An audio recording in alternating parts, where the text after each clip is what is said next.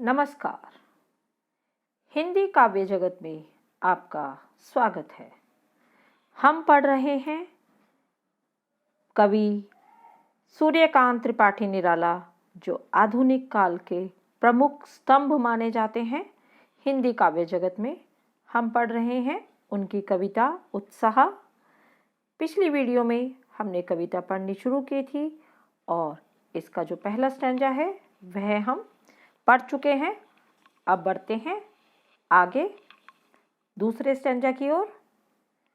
विकल विकल उन्मन थे उन्मन, विश्व के निदाग के सकल जन, आए अज्ञात दिशा से अनंत के घन, तप्त धरा जल से फिर शीतल कर दो बादल गरजो।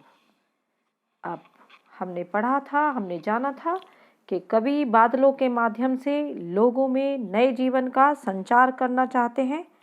इसके लिए जो हमारी पुरानी सृष्टि है उसको विध्वंस कर एक नए जीवन की शुरुआत करना चाहते हैं। तो यहीं से आगे बढ़ते हुए कवि कहते हैं कि विकल विकल, विकल का अर्थ है बेचैन और उन्मन का अर्थ होता है अनमना, कहीं पर मन ना टिकने की स्थिति, और निदाग का अर्थ होता है तपती गर्मी। सकल जन मतलब सभी लोग, सारे जन। अज्ञात अनजान, और अनंत जिसका अंत ना हो अर्थात आकाश। घन बादल होते हैं और तप्त का अर्थ है तपी हुई, तपती हुई। धरा पृथ्वी। तो यहाँ पर जो लोग हैं, बिना वर्षा के, बिना बारिश के धरती तप रही है, सब लोग प्यास से व्याकुल है। उन्हीं सब लोगों का वर्णन करते हुए कवि कहते हैं कि चारों ओर बेचैनी है, व्याकुलता थी, कि सभी बेचैन थे और अनमने से थे। सभी मनुष्य परेशान थे, उनके मन उचट रहे थे, अनमने थे। और जो सारा विश्व है, विश्व के निदाग के सकल जन, के जो विश्व में हैं सभी लोग भीषण गर्मी के कारण दुखी थे। और तभी न जाने आकाश की किस दिशा, अनजान दिशा, जो अनंत अर्थात जिसका अंत ना हो आकाश, वहाँ से किस अनजान दिशा से ये बादल चले आए। और कवि बादलों का आवाहन करते हुए कहते हैं कि हे बादलों, तुम इस धरा को जो गर्मी से तपती हुई है, इसे जल से फिर भर दो और सब कुछ शीतल कर दो, अर्थात सबको शीतलता प्रदान कर दो। तुम खूब बरसो और जो लोग परेशान हैं उनको ठंडक पहुंचा दो। तो यह तो हुआ जो इसका स्पष्ट अर्थ दिखाई देता है। लेकिन यदि हम इसका सांकेतिक अर्थ देखें तो कवि कहना चाहते हैं कि इस संसार में चारों ओर कष्ट है, लोग दुखी है, लोग चारों तरफ हिंसा है और लोग बहुत परेशान हैं। और ऐसे में तुम आकर उनकी जो सारी परेशानी है उसको हर लो और तुम खूब बरसो, गरजो और जो दुख पीड़ित जनता है उसको सुख प्रदान करो। तो यह तो हुई कविता उत्साह, जिसमें बादलों को पुकारा जा रहा है एक नए जीवन का संचार करने के लिए। अब हम आगे बढ़ते हैं। कविता, उनकी जो कविता है दो, अट नहीं रही है। तो पहले मैं कविता का वाचन करती हूँ और फिर इसके हम शब्दार्थ करेंगे और इसके सरलार्थ को जानेंगे। अट नहीं रही है आभा फागुन की तन, सट नहीं रही है। कहीं सांस लेते हो, घर घर भर देते हो, उड़ने को नभ में तुम पर पर कर देते हो। आँख हटाता हूँ तो हट नहीं रही है। पत्तों से लदी डाल, कहीं हरी कहीं लाल, कहीं पड़ी है उर्मे मंद गंध पुष्पमाल। पाट पाट शोभा श्री पट नहीं रही है। अब पहले तो देखिए, इस कविता के माध्यम से कवि अपना सौंदर्य, जो प्रकृति का सौंदर्य है, उसे प्रकट कर रहे हैं, और वह भी जो फागुन मास है उसके सौंदर्य में कवि डूबा हुआ है। उसे चारों ओर फागुन का उल्लास दिखाई दे रहा है। फागुन अर्थात जो फरवरी और मार्च का महीना होता है, तब वसंत ऋतु होती है। चारों ओर फूल खिले होते हैं, वातावरण बहुत ही सुहावना, मौसम बहुत सुहावना होता है। जो सर्दी की ऋतु है उसका समापन होता है और ग्रीष्म ऋतु प्रारंभ हो जाती है। तो उस समय ना अधिक सर्दी होती है और ना ही अधिक गर्मी। मौसम है बहुत सुहावना है। पतझड़ के बाद जो पेड़ पौधे हैं उन पर नए नए पत्ते आने प्रारंभ हो जाते हैं। इस प्रकार जो सारी प्रकृति है उसका सौंदर्य आँखों में समाए नहीं समाता है। इसी सब सुंदरता का उल्लेख कविता के माध्यम से कवि कर रहे हैं। अब इसका हम सरलार्थ शुरू करते हैं कि अट नहीं रही है। पहले चलो इसके शब्दार्थ देख लेते हैं। अट, अटना अर्थात समाना या प्रवेश पाना। आभा, चमक। और फागुन का मैंने बताया, फाल्गुन महीना होता है जिसमें वसंत पंचमी और होली का त्यौहार भी आता है। नभ का अर्थ होता है आकाश। उर, उर माने हृदय या दिल।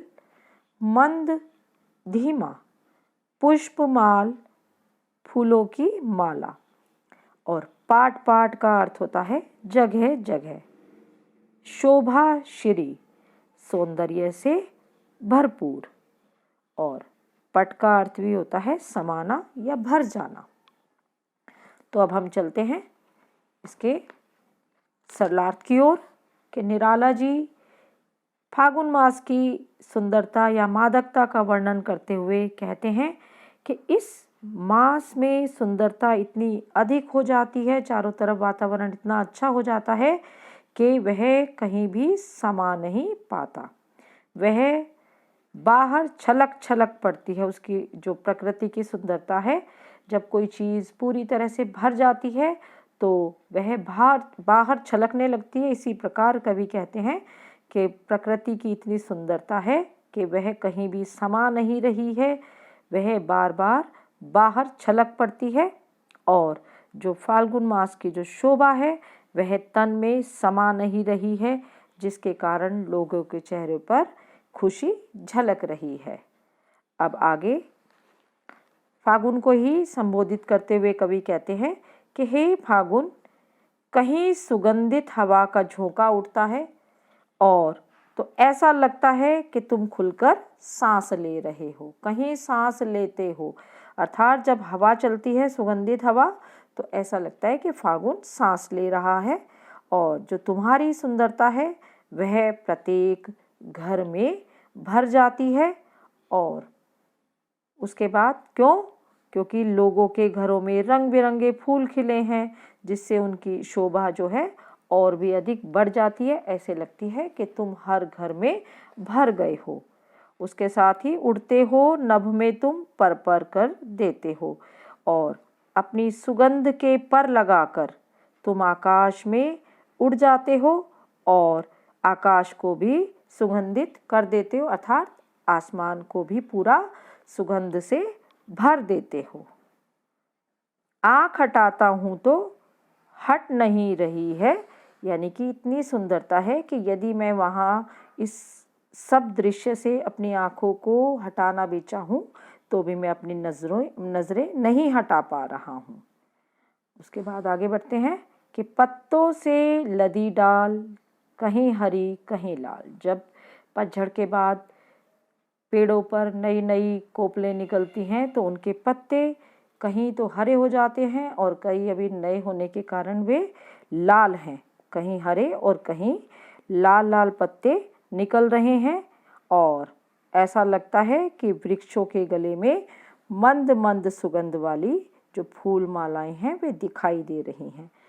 कवि का आशय यही है कि किसी वृक्ष पर सुगंधित फूल उगाए हैं कि जो भी वृक्ष है वह कहीं लाल और हरे पत्तों से भरा पड़ा है और कहीं ऐसे लगता है कि उसके हृदय पे कोई पुष्प, फूलों की माला, पुष्पमाल धीमी धीमी सुगंध के साथ उसके गले में पड़ी हुई है।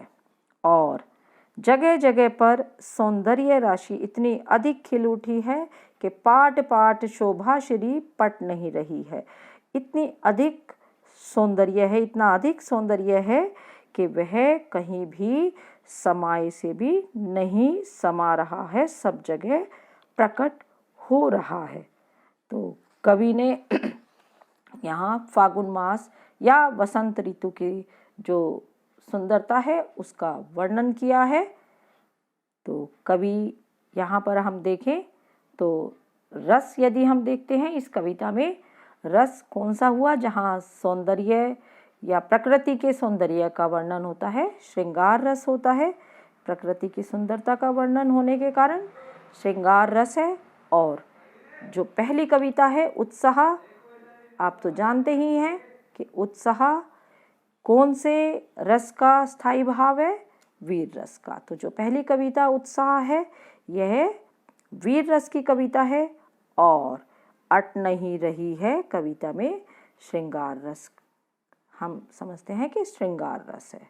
तो ये तो हमने पढ़ी सूर्यकांत त्रिपाठी निराला जी की दोनों कविताएं। अब अगली वीडियो में इसके प्रश्नों पर हम चर्चा करेंगे। धन्यवाद, शुभ दिन।